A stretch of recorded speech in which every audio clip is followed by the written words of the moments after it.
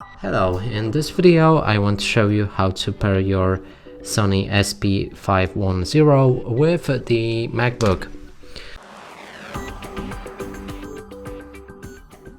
And to do this, first thing is to power on our headphones. So here I have them.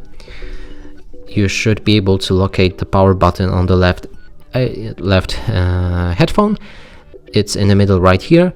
Hold it for a few seconds until it's powered on, and also hold it even longer until it's in a pairing mode.